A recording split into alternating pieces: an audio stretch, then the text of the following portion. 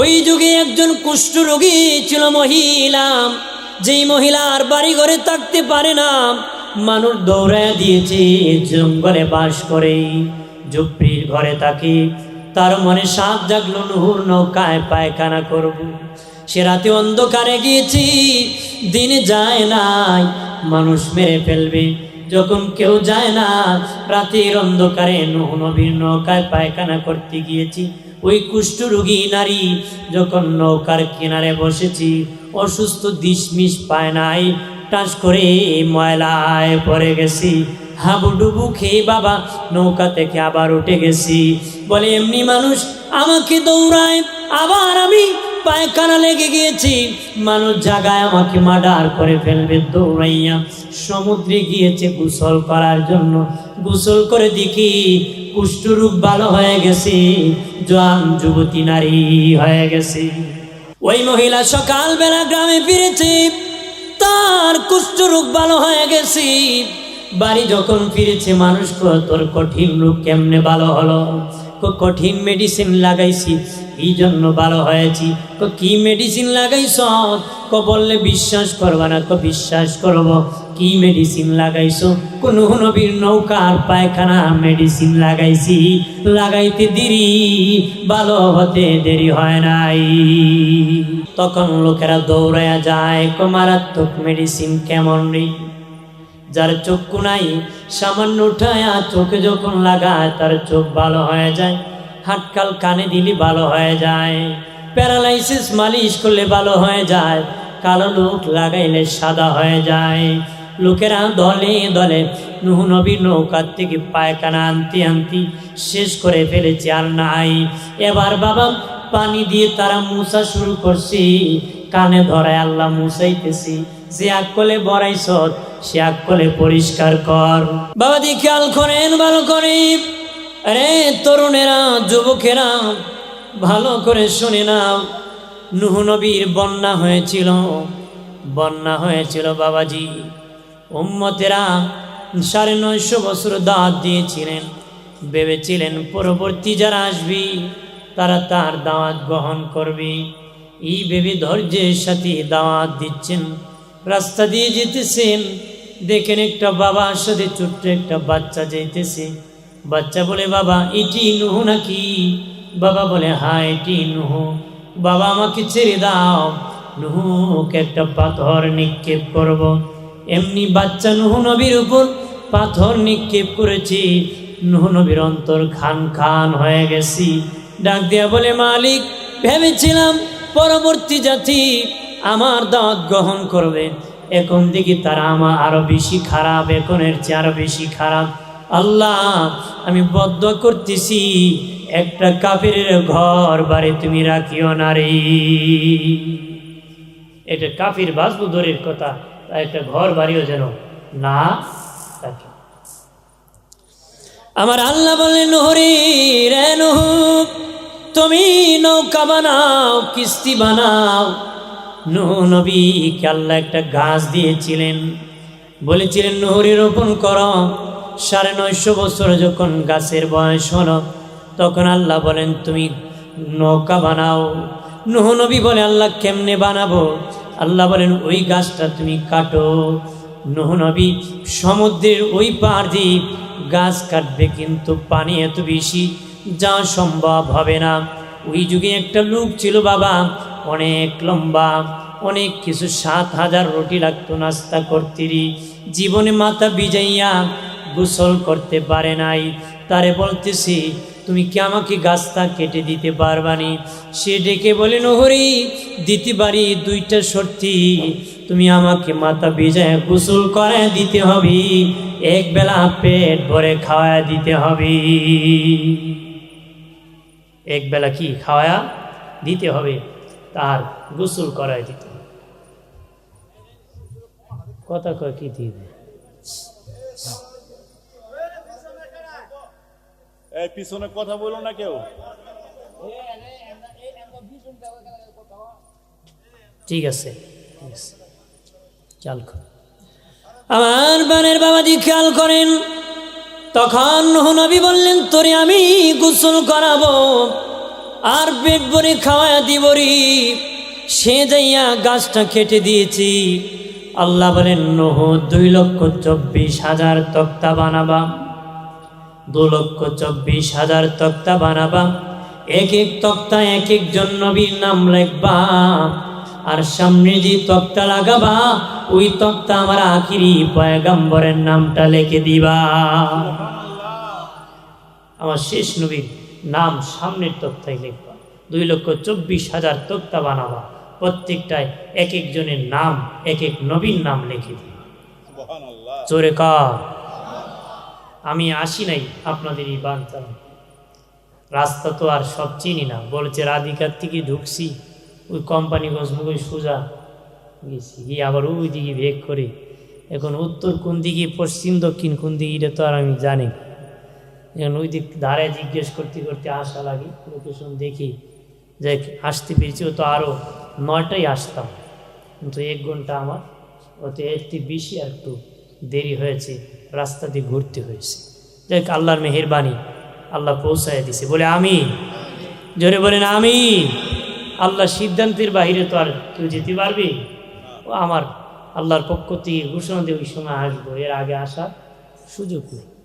আল্লাহ মালিক যখন হুকুম করবে তখনই আসা যাবে, তখন কি এর আগে আসাও যাবে না, যাওয়া যাবে না, মালিকের হুকুম লাগবে, ঠিক না? আমার বানের বাবাজি খেয়াল করেন ভালো করে, তখন নূহ নবী তারে বাবাজি গোসল করাবে। সে বলে নূহ আমাকে গোসল করে দিন। তুমি তখন মাটি সমুদ্রের কাছে বলেন মাটি দেবে যাও। এমনি মাটি নিচের দিকে পাইলিং শুরু করছে, ওই লোকটা দেবে গেছে, মাথা ভিজায়া গোসল করে ফেলছে।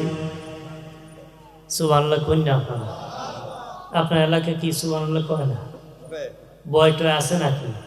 অনেকে তো আছে বোর ডর, কারণ আওয়াজ বাসা দিয়ে শুনলে বউ কব তোমার তো জোর, এই ভয় তো আপনাদের নাই। ব্রাহ্মণবাড়িয়ার মানুষ নিয়ে কন্যা সুবহানাল্লাহ আরো জোরে ক। ভাইরা আমার খেয়াল করেন ভালো করে, গোসলের পরে যে লোকের 7,000 রুটি লাগে, তারে নূহ নবী 3টা রুটি দিয়েছে। সে দেখিয়া কোন নবী আমার 7,000 রুটি লাগে, আপনি 3টা রুটি দিয়েছে। নবী বলেন বিসমিল্লাহ বলে তুমি খাওয়া শুরু করো রে। বাবাজি খাওয়ার অভাব নাই, বিসমিল্লাহ নাই, আছে নাকি? খাবার যখন খাওয়া শুরু করে বিবির সাথে চিল্লা চিল্লি করে, বকাবকি করে, খাবার শেষ করে কি পাক করলে লবণ দেশ নাই, খাইয়ে ফেলছে সব, খেয়ে ফেলছে কি সব, বকাও ঠিক আছে, খানিও ঠিক আছে, মালিকের শুকরিয়া নাই, মালিকের কি শুকরিয়া নাই, আউযুবিল্লাহ নাই, বিসমিল্লাহ নাই, আলহামদুলিল্লাহ নাই, কিছুই নাই, খাইতেছে আর ফাজাইতেছে। কথা গরুও খায়, ও খায়, আর দুই খাওয়ার পার্থক্য রইল নাকি? বলেন মানুষ আর গরু ছাগল কি এক নাকি? পেট খুশি আল্লাহ খুশি। হ্যাঁ, কুকুরেরও তো পেট ভরে খাওয়া, কুকুর আর মানুষ এক না, পেট ভরলে আল্লাহ খুশি হবে না, মানুষকে শুকরিয়া আদায় করার হুকুম দিয়েছে কে? জোরে বলেন কে? ভাইরা আমার খেয়াল করেন, তখন সে বিসমিল্লাহ বলি রুটি খাওয়া শুরু করেছে। একটা খেয়েছে, আরেকটা আর অর্ধেক খেয়েছে, তার পেট ভরে গেছে। সে বলে নবী আর খেতে পারবো না, আর খেতে পারবো না, একদম পেট ভরে গেছে। বিসমিল্লাহর বরকতে আমার আল্লাহ বরকত দান করেছে। নৌকা বানাইতেছে বাবাজি, তখন মানুষ আসিয়া কোনো নৌকা কেন বানাইতেছ রে, নৌকা কেন বানাইতেছ? বলে আল্লাহ বন্যা দিবি, প্লাবন হবে, ওই সময় বাঁচার জন্য নৌকা বানাইতেছি। লোকেরা মস্কারি করে, নূহ যেখানে এত শুকনা, এখানে এত বড় নৌকা তুমি বানাইতেছ রে, মস্কারি করে রে। কাফেররা মিটিং ডেকে বলে নূহ নৌকা বানাইতেছি, মনে হয় প্লাবন হবে, তাহলে তো আমরা মরে যাব, তার নৌকাতে তো আমাদেরকে উঠাবে না। কি করতে পারি? তার নৌকাকে অকেজু করে দিতে পারি, কারণ তাকে বাঁচানোর জন্য তার মালিক চেষ্টা করবে, তখন আমরা বাঁচতে পারবো। নৌকা যদি উপযোগী থাকে তাহলে সে বেঁচে যাবে, আমরা বাঁচবো না রে। কি করবো রে, কি করতে পারি? হুকুম দিয়ে দিল, কেউ টয়লেটে বাথরুমে আর পায়খানা করতে পারবে না। কি করতে হবে? নূহ নৌকায় দলে দলে কাতারে কাতারে পায়খানা করতে হবে। লোকেরা দৌড়াইয়া নূহ নবী নৌকায় পায়খানা করে বাবাজি দলে দলে পায়খানা করে নূহ নবী একদিন রওনা হয়েছে, যাবে নৌকা দেখতে যাবে। রাস্তায় একজন ডেকে বলে, নূহ, খবর জানুনি তোমার নৌকা তো একদম ময়লায় ভরপুর হয়ে গেছে। নূহ নবী কয়, কিভাবে? লোকেরা দলে দলে কাতারে কাতারে তোমার নৌকায় পায়খানা করে। নূহ নবী গিয়ে দেখে সত্যি তার নৌকাকে বাবা অকিছু করে দিয়েছে। আল্লাহকে ডেকে বলে, ও মালিক আল্লাহ, এই নৌকা তো বানাইছি, যখন বন্যা হবে তখন আমরা প্রাণে বাঁচবো সেটাতে বসি। আল্লাহ গো, এখন পায়খানা করিয়া তারা ভরপুর করে ফেলেছে, কিভাবে সেটা উপযোগী হবে? আল্লাহ বলেন, নূহ চিন্তা করিও না, আমি আল্লাহ যারাই এটাকে অকিছু করেছি তাদের দ্বারাই আমি উপযোগী করব। যারা আকাম করছে হেরে দিয়ে পরিষ্কার কর। হ্যাঁ, এটা উত্তর দিকে যাইতো না, আল্লাহ কয় তুইও যাইবে, তোর বাপও যাইবে। কথা খানা আছে কি না? বেচারা কয় আমি ওই গ্রামে বিয়ে করব না, পরে দেখা যায় এই গ্রাম সারা বিয়ে করতে পারে। কারণ সিদ্ধান্ত কার কাছে? আমি জানি না, কি কে জানে? ভাইরা আমার খেয়াল করেন ভালো করে, নূহ নবী চলে গেলেন। ও বাবাজি, ওই যুগে একজন কুষ্ঠ রোগী ছিল মহিলা, যেই মহিলার বাড়ি ঘরে থাকতে পারে না, মানুষ দৌড়ায় দিয়েছে, জঙ্গলে বাস করে, ঝুপড়ির ঘরে থাকে। তার মনে সাপ জাগলো, নূহর নৌকায় পায়খানা করব। সে রাতে অন্ধকারে গিয়েছি, দিনে যায় নাই, মানুষ মেরে ফেলবে। যখন কেউ যায় না, রাতের অন্ধকারে নূহ নবীর নৌকায় পায়খানা করতে গিয়েছি। ওই কুষ্ঠরোগী নারী যখন নৌকার কিনারে বসেছি, অসুস্থ দিশমিশ পায় নাই, টাস করে ময়লায় পড়ে গেছি। হাবুডুবু খেয়ে বাবা নৌকা থেকে আবার উঠে গেছি। বলে, এমনি মানুষ আমাকে দৌড়ায়, আবার আমি পায়খানা লেগে গিয়েছি, মানুষ জাগায় আমাকে মার্ডার করে ফেলবে। দৌড়াইয়া সমুদ্রে গিয়েছে গোসল করার জন্য। গোসল করে দেখি কুষ্ঠরোগ ভালো হয়ে গেছে, জোয়ান যুবতী নারী হয়ে গেছে। ওই মহিলা সকালবেলা গ্রামে ফিরেছে, তার কুষ্ঠরোগ ভালো হয়ে গেছে। বাড়ি যখন ফিরেছে, মানুষ তোর কঠিন রোগ কেমনে ভালো হলো? কঠিন মেডিসিন লাগাইছি, এই জন্য ভালো হয়েছি। কি মেডিসিন লাগাইছ? বললে বিশ্বাস করবা না। বিশ্বাস করব। কি মেডিসিন লাগাইছো? নূহ নবীর নৌকার পায়খানা মেডিসিন লাগাইছি, লাগাইতে দেরি, ভালো হতে দেরি হয় নাই। তখন লোকেরা দৌড়াইয়া যায়, মারাত্মক মেডিসিন কেমন নেই? যার চক্ষু নাই, সামান্য উঠায়া চোখে যখন লাগায় তার চোখ ভালো হয়ে যায়। হাটকাল কানে দিলে ভালো হয়ে যায়। প্যারালাইসিস মালিশ করলে ভালো হয়ে যায়। কালো লোক লাগাইলে সাদা হয়ে যায়। লোকেরা দলে দলে নূহ নবীর নৌকার থেকে পায়খানা আনতে আনতে শেষ করে ফেলেছে, আর নাই। এবার বাবা পানি দিয়ে তারা মুছা শুরু করছি, কানে ধরায় আল্লাহ মুছাইতেছি। যে আকলে বড়াইছ সে আকলে পরিষ্কার কর। হ্যাঁ, দলে দলে বাবাজি এত মেডিসিন তাদের কাছে হয়েছে, তারা তখন বাবা ওই পানি দিয়ে একদম ক্লিন পরিষ্কার করা শুরু করছে। নূহ নবী আবার রওনা করেছে তার নৌকা দেখবে। এক লোক কয়, নূহ তুমি কি তোমার নৌকার মেডিসিন পাও না? কি মেডিসিন? নূহ রে, তোমার নৌকার এই পায়খানা এমন মেডিসিন হয়েছে, লোকেরা দলে দলে নিয়ে যেতেছে রে নূহ। তোমাকে কি সামান্য দেয় নাই? তোমার কি একটু অধিকার ছিল না? এই নৌকার মালিক তুমি, তোমাকে সামান্য একটু দিবি। নূহ নবী বলেন, খবর কি? কয় দলে দলে নূহ নবী, লোকেরা সব পায়খানা নিয়ে গেছে, মেডিসিন হয়ে গেছে, কঠিন বিমার ভালো হয়, উপকারে আসি, লোকেরা এখন পানি দিয়ে মুছা শুরু করছি। নূহ নবী মুস্কি মুস্কি হাসি, আমার মালিক বুঝি তোদেরকে দিয়ে পরিষ্কার করাইছে। সুবহানাল্লাহ কন্যা। যে দেখে নৌকা একদম উপযোগী হয়ে গেছে, আল্লাহু আকবার বলেন না। আর আল্লাহ বলেন, নূহ এবার প্লাবন হবে, বন্যা হবে রে নূহ রে, এবার তুমি তোমার যারা আছে তোমার তাদেরকে নিয়ে এক জোড়া তুমি উঠে যাও রে। সব এক জোড়া করে নৌকাতে উঠাও, সব প্রাণী এক জোড়া নৌকা উঠালেন। বাবাজি, নূহ নবীর একজন ছেলে ছিল বাবা, তার হাতটির কোমরের হাতটা ছিল 80 গজ লম্বা, এত লম্বা ছিল, কিন্তু বাবা বেঈমান ছিল। নূহ নবী আল্লাহকে বলেন, মালিক আমার ছেলেকে নৌকায় উঠাই গো, সে তো আমার পরিবার ফ্যামিলি।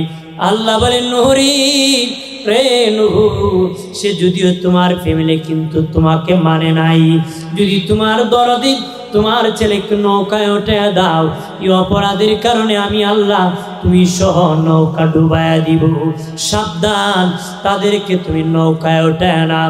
নূহ নবীর ছেলে বলেন, রে বাবা তোমার নৌকা আমার উঠা লাগবে না, আমার কোমরের হাড় পাজরের হাট 80 গজ লম্বা, তোমার মালিকের পানি কত উপর দিয়ে যাবে, আমাকে তো পানি লাগাল পাবে না। বাবাজি যখন জোড়ায় ওই সকলকে উঠে প্লাবন হয়ে গেল, এত বেশি পানি হয়েছিল, পাহাড়ের উপর দিয়ে পানি গিয়েছিল, পানির ঢেউ যখন এসে গেছে, নূহ নবীর সন্তান ধসে গেছে। লোকেরা বাবাজি গুহার ভিতর লুকিয়ে গেছে, গুহার ভিতর ঢুকিয়া গুহার মুখ বন্ধ করে দিছি। নূহর পানি তো গুহার ভিতরে ঢুকবে না, আর আমরা মরব না।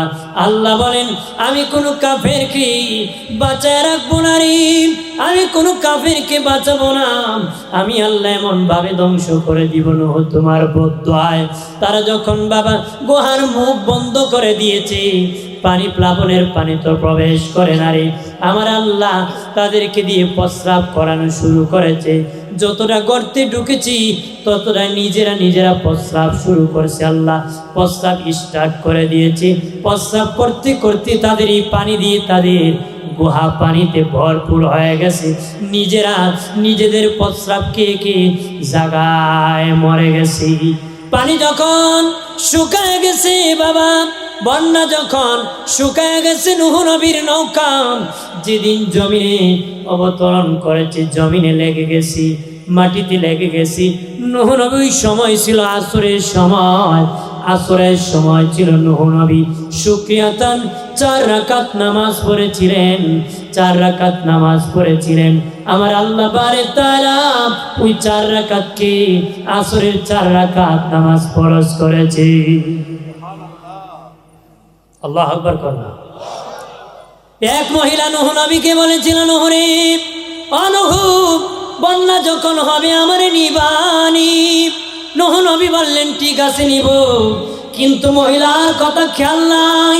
বন্যা যখন শেষ হয়েছে, নূহ নবী ওই মহিলার কথা খেয়াল হয়েছে, দৌড়ায় মহিলার বাড়ি গিয়েছি, যা দেখি মহিলার ভাঙ্গা ঘর দাঁড়ায় আছে, মহিলা ঘর ঝাড়ু দিতেছি। ডাক দিয়া বলে, মা কোথায় আছো রে? মহিলা ডেকে বলে, নবী বন্যা হয়ে যাবে নাকি, গাটুরি বাঁধবো নাকি? নূহ নবী কয়, মা বন্যা তো হয়ে গেছে, মহিলাকে আমি টের পাই নাই। বাঁচানোর মালিক কে? মহিলাকে টের পাই নাই, অথচ একটা ভারী ঘর নাই, পাহাড়ের উপর দিয়ে পানি গিয়েছে, মহিলার ভাঙ্গা ঘর মালিক দাঁড় করে রাখছে। সুবহানাল্লাহ। আমার পানের বাবাজি, এমনি নূহ নবী সেজদায় পড়ে কাল্লাম, ও মালিক, মালিক গো, দুনিয়া সব ধ্বংস করে দিয়েছো, কাবা ঘর পর্যন্ত পানির নিচে চলে গেছে। কিতাবে এসেছে প্রতিদিন যতদিন প্লাবন ছিল, নূহ নবীর নৌকা কাবা ঘরের পাশে যাইয়া প্রতিদিন একবার ঘোরাঘুরি করত। আমার আল্লাহ কাবা তাওয়াব 1 সেকেন্ডের জন্য বন্ধ রাখবে না। নূহ নবী যেদিন বন্যায় কাবা ঘর মাটির নিচে চলে গিয়েছিল, প্রতিদিন একবার কাবা ঘরের পাশে নূহ নবীর নৌকা অটোমেটিকলি ঘোরাঘুরি করতো, তাওয়াফ করতো, কাবা ঘর তাওয়াফ করতো। নূহ নবী বলেন, ও মালিক, কাবা ঘর মাটির নিচে চলে গিয়েছে, মহিলার বাঙ্গা ঘর কেমনে দাঁড় করায় রাখছো? আল্লাহ বলেন, এ নূহ, তুমি তোমার উম্মতকে বলে যেতে পারো, তুমি তোমার উম্মত বলে যেতে পারো রে, কিন্তু নূহ রে, আমি তো আমার বান্দা বান্দিকে ভুলে যেতে পারি না। তুমি তোমার উম্মত বলে যেতে পারো, আমি আমার বান্দা বান্দি ভুলে যেতে পারি না।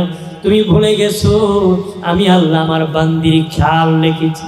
এ নূহ, এবার তো কোনো কাজ নাই, তুমি মাটির পাতিল বানাও, মাটির পাতিল বানাও। আল্লাহ কত বানাবো? আমার হুকুম দেওয়া পর্যন্ত তুমি বানাইতে থাকো, বানায় রৌদ্র দিয়া শুকাও। নূহ নবী অনেক পাতিল বানাইছে, মাটির পাতিল নিজ হাতে মাটির পাতিল বানাইছে, রৌদ্র দিয়া শুকাইছে। বহুদিন বানানোর পরে আল্লাহ বলেন, এ নূহ, নূহ রে, এবার হাতে একটা লাঠি নাও, নিয়ে তুমি একটা একটা করে বাড়িয়া ভাঙ্গো, একটা একটা করে বাড়িয়া ভাঙ্গো রে নূহ। নূহ নবী বলে, আল্লাহ কেন গো ওই পাতিল গুলা বাড়িয়া ভাঙবো? আল্লাহকে আমি হুকুম করেছি, ওরে নূহ তুমি ভেঙ্গে ফেলো। নূহ নবী বলে, মালিক, ভাঙতে তো বড় মায়া লাগে গো, ভাঙতে তো বড় আমার কষ্ট লাগে। আল্লাহ বলেন, এ নূহ, কেন তোমার কষ্ট লাগে? নূহ নবী বলে, আল্লাহ আমি নিজ হাতে মাটিল বানাইছি, কত আদর করে বানাইছি, যতন করে বানাইছি, রৌদ্র দিয়ে শুকাইছি, আমার কেনে জানি নিজ হাতে বানাইয়া নিজ হাতে ভাঙতে বড় মায়া লাগতেছে। আল্লাহ বলেন, নূহ রে, তোমার পাতিল হাঁটতে পারে নাকি? না, আল্লাহ হাঁটতে পারে না। কথা বলতে পারে নাকি? না, আল্লাহ কথা বলতে পারে না। আল্লাহ বলেন, এ নূহ, যে পাতিল হাঁটতে পারে না, কথা বলতে পারে না, হাত দিয়া বানাইছো, তারপরে ভাঙতে মায়া লাগে। আমি আল্লাহ আমার নিজ হাতে বান্দা বান্দি বানাইছি, নিজ হাতে বান্দা বান্দি বানাইছি। কত সুন্দর মুখ দিছি, কত সুন্দর নাক দিছি, কত সুন্দর কান দিছি, কত সুন্দর কথা চক্ষু দিয়েছি, কত সুন্দর মুখ দিয়েছি, কথা বলার ক্ষমতা দিয়েছি, হাঁটা চলাফেরার ক্ষমতা দিয়েছি। নূহ রে, সামান্য পাতিল ভাঙতে যদি তোমার মায়া লাগে, বলো তোমার বদদোয়ায় আমার বান্দা বান্দি দিয়ে আমি ধ্বংস করেছি, বলো আমি আল্লাহর কেমন মায়া লাগছে। আল্লাহু আকবার বলেন না? নূহ, বলো আমার কেমন কষ্ট লেগেছে, আমি আমার বান্দা বান্দিকে ধ্বংস করে দিয়েছি। নূহ রে, আমার বড় কষ্ট লেগেছে রে নূহ।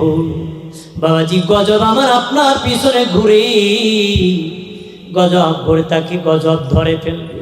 আল্লাহ বলেন, গজব ধরিস না রে, গজব ধরিস না, আমার বান্দা ভালো হয়ে যাবে। কিন্তু আরো কিছুক্ষণ যাওয়ার পরে যখন ভালো হয় না, গজব আবার চায় ধরে ফেলবি। আল্লাহ বলেন, গজব রে, রে গজব ধরিস না, আমার বান্দাকে সহজ করে দে, হেদায়েতের পথটা একটু সুযোগ করে দে। আমার আল্লাহ এত আদর করে বানাইছে বান্দা, কিন্তু আল্লাহ বান্দা বান্দি ভুলে না, কিন্তু বান্দা বান্দি আমার আল্লাহর খেয়াল রাখে না। আল্লাহর কি রাখে না? স্মরণ রাখে না। মালিক দে আছি, সেই প্রভুর দে আছি, সৃষ্টিকর্তাতে একজন আছি, তার কথা খেয়ালও নাই। ঢ্যান ঢ্যান ঠেন ঠেন করে হাটে মাঠে ঘোরাচ্ছে, বেড়াচ্ছে, খাচ্ছে, কথা হয় না। ওই যে খাবার খাইতেছে আর ঘোরাইতেছে। ওই মসজিদে 5 ওয়াক্ত নামাজ পড়েছেন, মুসলমানি শেষ নাকি? মুসলমানি শেষ? এত সহজ নয় বেহেশত, জান্নাত মামুর বাড়ি না, কইলি পাওয়া যায়। কথা বলেন ঠিক কিনা? মুসলমানি অনেক কিছু আছে, মুসলমানি কি অনেক কিছু। জানি আর ওখানে বাবাজি, আমি বলেছিলাম 5 ওয়াক্ত নামাজ একসাথে কোনো নবী পড়ে নাই। ফজরের নামাজ পড়েছিলেন আদম নবী, ইব্রাহিম নবী পড়েছিলেন জোহরের নামাজ, নূহ নবী পড়েছিলেন আসরের নামাজ। আসরের পরে বাবাজি দাউদ নবী মুনাজাত শুরু হয়েছিল আল্লাহর কাছে। উজিরের সাথে ওনার একটু দ্বন্দ্ব হয়েছিল বাবাজি। উনি দোয়া করেছিলেন আল্লাহর সাথে। দোয়া করতে করতে মাগরিবের সময় খুশখবরি এসেছে, দাউদ তোমার দোয়া মুনাজাত আমি কবুল করেছি। দাউদ নবী ওই মাগরিবের সময় 4 রাকাত নামাজ নিয়ত করে দাঁড়ায় গিয়েছেন। উনি এত বেহুশ ছিলেন, কান্না করেছিলেন বাবাজি। কান্না করতে করতে নামাজে দাঁড়ায় গিয়েছেন।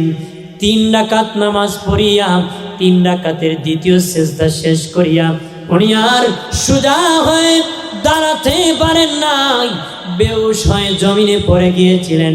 4 রাকাত পড়তে পারেন নাই। 3 রাকাত পড়ার পরে বেহুশ হয়ে জমিনে পড়ে গিয়েছিলেন। আল্লাহ বলেন, এই দাউদ তুমি 3 রাকাত পড়ে বেহুশ হয়ে পড়ে গিয়েছো, 4 রাকাত পড়তে পারো নাই। আমি আল্লাহ মাগরিবের নামাজকে 3 রাকাত ফরজ করে দিয়েছি। দয়াল নবীকে আল্লাহ ডেকে বলেন, হাবিব ও আমার দোস্ত, আর এশারের নামাজ কোন নবী পড়ে নাই, এশারের নামাজ কোন নবী পড়ে নাই। আমি আল্লাহ আপনার উম্মতের জন্য এশারের নামাজকে ফরজ করে দিলাম, উপহার করে দিলাম, উপহার দিয়ে দিলাম। এশারের নামাজ দিয়ে আপনার উম্মতের সম্মান ইজ্জত আমি আল্লাহ বাড়াইছি। আমি আল্লাহ 30 পারা কোরআন দিয়ে বাড়াই দিছি। আমি আল্লাহ জুমার নামাজ দিয়ে বাড়াই দিছি। জুমার নামাজ গরিবের ঈদের দিন। গরিবের কি? নবীজি বলেন, এই ব্যক্তি জুমা পড়ার জন্য বাসা থেকে বের হলো, অজু বানায় বের হলো, অজু বানায়া বিনা অজুতে নয়, অজু বানায়া বের হয়ে গেল, সে যেন মক্কা মদিনা জিয়ারত করতে বের হয়ে গেল। যে ব্যক্তি পবিত্র কাপড় পরে বের হলো, নবীজি বলেন সে যেন ইহরামের কাপড় পরে বের হলো। জুমার নামাজ পড়িয়া ওই উজু লইয়া যদি আবার বাড়ি ফিরতে পারে, মধ্যখানে কোন জায়গায় নয়, ওই উজু লইয়া আবার যদি বাড়ি ফিরতে পারি, নামাজ শেষে তার নিজ বাসায় ফিরতে পারে, নবীজি বলেন সে যেন মক্কা মদিনা জিয়ারত করে নিষ্পাপ বেহেশতি হয়ে বাড়ি ফিরেছে। আমরা তো বেড়াই মসজিদে গিয়ে হুলি দে, মুয়াজ্জিন কই, পানি কই, উজু কই। হ্যাঁ, কত মুয়াজ্জিনের চাকরি গেছে, ওজুর পানি উঠাইতে দেরি হয়েছে। হ্যাঁ, উচিত ছিল চেষ্টা করা বাসা থেকে ওজু বানায় আছে। কারণ বের হলে নবী বলে সেই রাস্তা তোমাদের এই বোধাইয়ের কান্দির রাস্তা নয়, সেটা মক্কা মদিনা আরাফা মুজদালিফার রাস্তা। যদি ওজু থাকে, কি থাকে? ওজু থাকে। সুবহানাল্লাহ কর না, আর জোরে কর। আমার প্রাণের দুস্থ বুজুর্গরা খেয়াল করেন, ভালো করে। ও বাবাজি, দয়াল নবীর উম্মত আল্লাহ বানাইছে, দয়া করেছে, মায়া করেছে। উম্মত হিসাবে এত দামি, কেমন দামি! আমরা উম্মতে মুহাম্মদীর আগে কেউ জান্নাতে যেতে পারবে না। সবার শেষে এসেছি, সবার আগে আমরা জান্নাতে যাব। এটা শেষ নবী, আখিরি নবী, দয়াল নবীর উম্মত হওয়ার কারণে আমার আল্লাহ আমাদেরকে সর্বপ্রথম জান্নাত দিবি। আর সর্বপ্রথম কাতার আমাদের হবে, সকলের সামনে আমরা দাঁড়াবো। সুবহানাল্লাহ কর। জানিয়ারা করে মুমিন, ও বাবাজি, মানুষ যখন ঘুমায় সর্বশেষ কান ঘুমায়। সর্বশেষ কি? সর্বশেষ কান ঘুমায়। আবার যখন আজান হয় সর্বপ্রথম কান ঘুম থেকে উঠে, শেষে কান ঘুমায়, সে আবার প্রথম কান ঘুম থেকে উঠি, শেষে কান ঘুমায়, আগে কান ঘুম থেকে উঠে। আমরা উম্মতে মুহাম্মদী সবার শেষে এসেছি, সবার আগে জান্নাতে যাব। আদম থেকে ঈসা পয়গম্বর, আদম থেকে ঈসা নবী পর্যন্ত আমার নবীর সম্মান আলোচনা করেছেন। আদম নবী আমার নবীর সম্মানের আলোচনা করেছেন। ওনার ছেলে সে ডেকে বলে, বাবা আপনি একজন নবী, আর উনি একজন নবী, আপনি শুধু উনার সম্মান বলেন গো বাবা। আদম নবী ডেকে বলেন, রে বাবা শীষ, শুনে না, ওই নবীর সম্মান কত বলে শেষ করতে পারবো না। ওই নবীর উম্মতকে আল্লাহ যত সার দিয়েছে, আমি আদমকে এত সার আমার আল্লাহ দেয় নাই। বলতেছেন কি, যে এই নবীর উম্মতকে যত সার দিয়েছে, আমি আদমকে ওই সার আল্লাহ দেন নাই। শুনেন কিভাবে সার দিছে আমরা উম্মতে মুহাম্মদী হওয়ার কারণ। সুবহানাল্লাহ।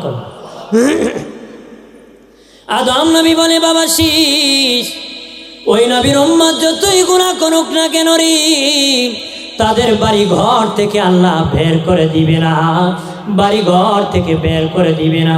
যতই গুনাহ করুক বাড়ি ঘর থেকে বের করে দিবে না। কিন্তু আমি আর তোর মা যখন জান্নাতে ভুল করেছিলাম, আমাদেরকে আমাদের বাড়ি থেকে আল্লাহ বের করে দিয়েছে, আমাদের বাড়ি জান্নাত থেকে আল্লাহ বের করে দিয়েছে। কিন্তু ওই নবীর উম্মত যতই গুনাহ করুক তার বাড়ি থেকে আল্লাহ বের করবে না। 2 নম্বর, আদম নবী দেখে বলে, বাবা শীষ, ওই নবীর উম্মতকে এত সার দিয়েছে, আমাকে আল্লাহ সার দেয় নাই।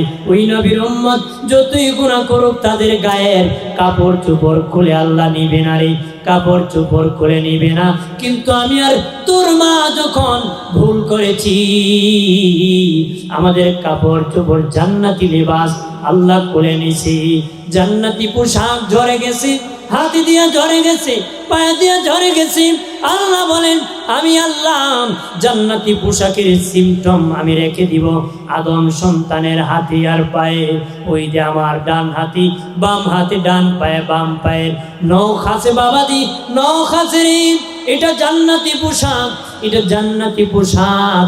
আদম নবীর এইভাবে ধরে গিয়েছিল, আমার আল্লাহ ওই পোশাকের সিমটম আমার আপনার হাতে আর পায়ের মধ্যে রেখেছে। আজও সেটা ধরে, জুমাবারের সুন্নত নখ কাটতে হয়। আজ এটা কি এইভাবে ধরে, এইভাবে কি এখানে আসলে নাই, এখানে আসলে না, এখান থেকে শুরু, মাথায় গেলে কাটে, কথা হয় না। আদম নবী ডেকে বলে, বাবা শীষ, তখন আমাকে 3টা পাতা আল্লাহ দিয়েছিল রে লজ্জাস্থান ঢাকার জন্য, আর তোর মা হাওয়াকে 5টা পাতা দেওয়া হয়েছিল। সেখান থেকে পুরুষ মারা গেলে 3 কাপড়, মহিলা মারা গেলে 5 কাপড়।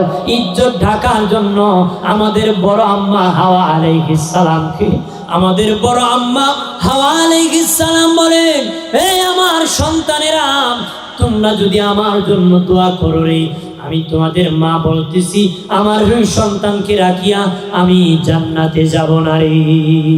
আমার কোন সন্তান আমার জন্য যদি দোয়া করে, আমার সন্তানকে রাখি আমি জান্নাতে যাব না। আমাদের বড় আম্মাকে 5টা পাতা দেওয়া হয়েছিল, এই জন্য মহিলারা মারা গেলে 5 পাক কাপড় দিতে হয়, পুরুষের 3 কাপড় দিতে হয়। আদম নবী ডেকে বলে, বাবা শীষ, ওই নবীর উম্মত যতই গুনাহ করুক রে, তাদের কাপড় চোপড় টানিয়া টানিয়া খোলা হবে না রে, উলঙ্গ বানানো হবে না। কিন্তু আমি আর তোর মা যখন জান্নাতে ভুল করেছি, আল্লাহ কাপড় চোপড় নিয়ে গেছি। এরপরে শোনেন রে বাবা শীষ, ওই নবীর উম্মত যতই গুনাহ করুক না কেন রে, আমার আল্লাহ স্বামী স্ত্রী আলাদা করবে না, স্বামী স্ত্রী আলাদা করবে না। কিন্তু আমি আর তোর মা জান্নাতে যখন ভুল করেছি, 2 জনকে আলাদা করে আল্লাহ ফেলে দিছে। একজনকে শ্রীলঙ্কায় আর একজনকে জেদ্দায়, 2 জনকে 2 জায়গায় ফেলে দিয়েছি। 350 বছর পর্যন্ত সাক্ষাৎ হয় নাই। কিন্তু এই নবীর উম্মত যতই গুনাহ করুক, স্বামী স্ত্রী আলাদা দিবে না, আলাদা করবে না। আল্লাহ তাদের কি সুযোগ দান করেছে। এরপরে আদম নবী ডেকে বলেন, বাবা শীষ রে, বাবা শীষ, ওই নবীর উম্মত যতই গুনাহ করো, 2 হাত বাড়ায় যখন কান্না করবি, ক্ষমা চাবি, আল্লাহ বলবেন না আর 1 ঘন্টা কাঁদতে হবে। আমার আল্লাহ তাদেরকে ঘোরাঘুরি করাইবে না, তাদেরকে বলবে না আরো অনেক দিন কান্না করতে হবে, কান্না করতে দেরি, ক্ষমা দিতে মালিক দেরি করবে না রে। কিন্তু আমি আর তোর মাকে আমার আল্লাহ 350 বছর পর্যন্ত ঘুরাইছে। কয় বছর? আমরা 350 বছর ঘুরাইছে, কিন্তু উম্মতরে আল্লাহ ঘুরাইতো না। মাফ চাইতে দেরি, ক্ষমা করতে দেরি করবে না। আরো জোরে ভাইরা আমার খেয়াল করেন ভালোভাবে। উম্মতে মুহাম্মদীর সম্মান কত জাননি? হাশরের মাঠে আমরা উম্মতে মুহাম্মদী অন্য নবীর সাক্ষী হব। সাক্ষী আমরা অন্য নবীর পক্ষে সাক্ষী দিব। বাবা, নূহ নবীর কথা বলেছি, নূহ নবীর উম্মতেরা আল্লাহর আদালতে মামলা দিবি, ও মালিক তোমার নূহ আমাদের কাছে কালেমার দাওয়াত দেয় নাই, এই জন্য আমরা মুসলিম হয় নাই। যদি দিত গো আমরা মুসলিম হয়ে যেতাম। আল্লাহ বলবেন নূহ, নূহ তুমি কি কালেমার দাওয়াত তাদের কাছে পৌঁছাও নাই? নূহ নবী বলবে, আল্লাহ তুমি তো জানো 950 বছর আমি দাওয়াত দিয়েছি, 1450 বছর হায়াত পেয়েছি, 950 বছর দাওয়াত পেয়েছি, দাওয়াত দিয়েছি গো আল্লাহ। তুমি তো নিজেই বলেছো আমি বৌদ্ধ দেওয়ার পরে প্লাবন দিয়েছো, এর আগে নৌকা বানাইছি। আল্লাহ বলেন, নূহ আমি জানি ঠিক, কিন্তু আদালতে সাক্ষী ছাড়া বিচার চলবে না। তুমি যে দাওয়াত দিয়েছো তোমার সাক্ষীকে। তখন নূহ নবী বলবে, আল্লাহ আমার সাক্ষী হলো উম্মতে মুহাম্মদী। এখানে আপনিও সাক্ষী, চাচাও সাক্ষী, সবাই সাক্ষী, হুজুরও সাক্ষী, উপস্থিত সবাই সেদিন নূহ নবীর সাক্ষী। আরো আসতে গো জোরে ক প্রাণের বাবাজি। তখন নূহ নবী বলবে, মালিক উম্মতে মুহাম্মদী আমাদের সাক্ষী। তখন নূহ নবীর উম্মতরা বলবে, আল্লাহ গো সাক্ষী হতে তো দেখতে হয়, তারা তো দেখে নাই, কিভাবে তারা সাক্ষী দিবে গো? আল্লাহ বলবেন, উম্মতে মুহাম্মদী তোমরা যে সাক্ষী, কি দলিলে তোমরা সাক্ষী, কোন প্রমাণে তোমরা সাক্ষী দিবা, তোমাদের দলিল কি, কিভাবে দিবা? তখন আমরা বলবো, আল্লাহ ও মালিক তুমি কোরআনে বলে দিয়েছো, নূহ নবীকে দাওয়াত দিয়েছি, কোরআনে বর্ণনা করেছো, ওই কোরআন থেকে দয়াল নবী আমাদেরকে বলে দিয়েছেন, আমরা শুনেছি, পরম্পর আমরা উম্মতে মুহাম্মদী শুনে দিয়েছি। আমাদের মালিক তোমার কথা যদি সত্য হয়, নবীর কথা সত্য, নবীর কথা সত্য হলে আমাদের সাক্ষী সত্য। এবার তুমি বলো তোমার কথা সত্য না মিথ্যা?